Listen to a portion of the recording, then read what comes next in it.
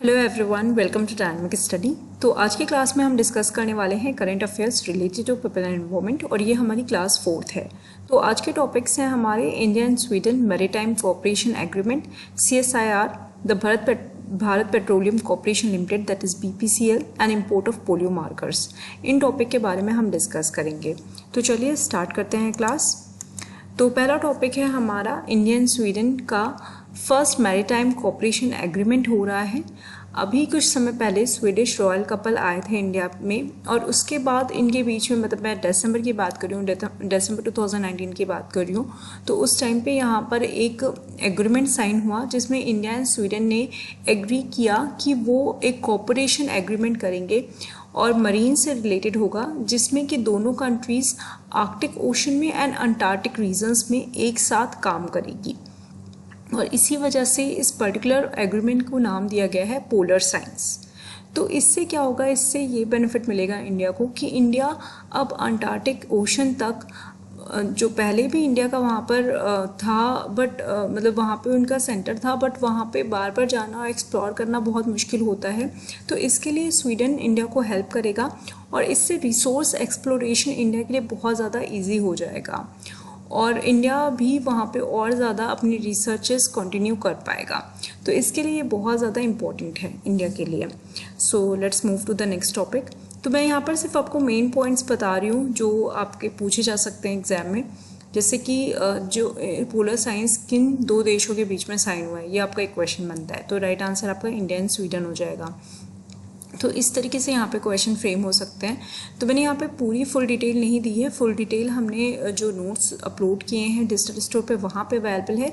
जो वीडियो है उसमें सिर्फ आपके मेन पॉइंट से डिस्कस किए जाएंगे जो कि आपके एग्जाम में पूछे जा सकते हैं। सो let's move forward. Next topic है हमारा CSIR। CSIR ने जेरेनियम सैपलिंग्स को बनाया है और इस जेरेनियम सैपलिंग्स को बनाने का जो ये मिशन था और इस तरीके की जो डेवलपमेंट होती है, इस डेवलपमेंट को नाम दिया गया है अरोमा मिशन।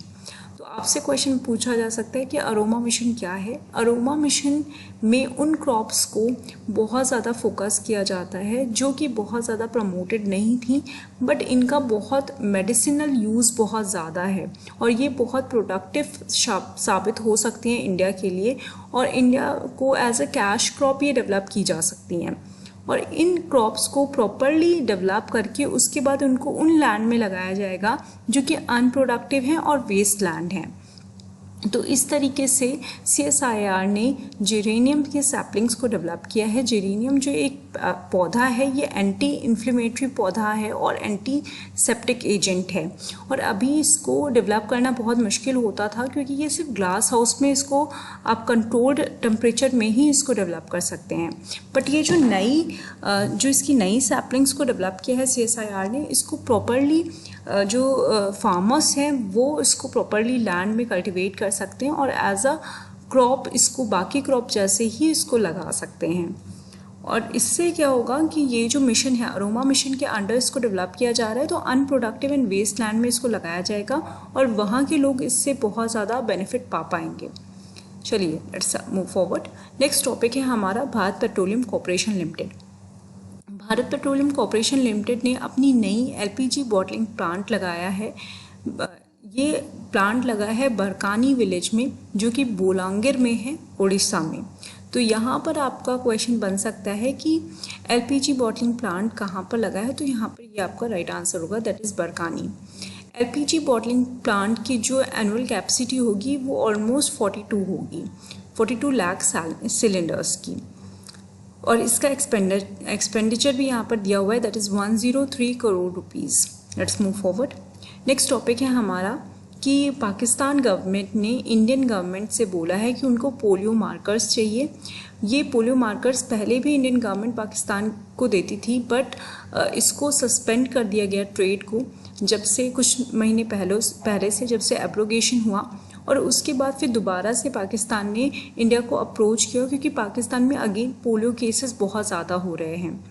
तो ये जो वैक्सीन है, ये जो मार्कर्स हैं, ये WHO की तरफ से इंडिया में अप्रूव किए गए हैं क्योंकि ये जो मार्कर्स होते हैं, जब वैक्सीन दी जाती है उसके बाद इनको हाथों पे उन बच्चों के लगाया जाता है और ये 100% कवरेज की बात की जा रही है इस पर्टिकुलर इनिशिएटिव की।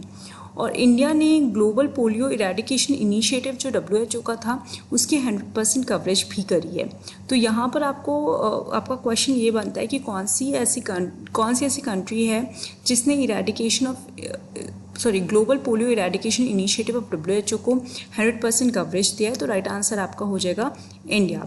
तो लास्ट केस पोलियो का जो रिपोर्ट हुआ था वो हुआ था 2011 में। ये टॉपिक बहुत ज़्यादा इंपॉर्टेंट नहीं है बट स्टिल WHO से रिलेटेड है, तो यहाँ पर मैंने इसको इंक्लूड किया है। Thank you so much. ये आज के टॉपिक्स थे हमारे। Keep on watching and keep on learning.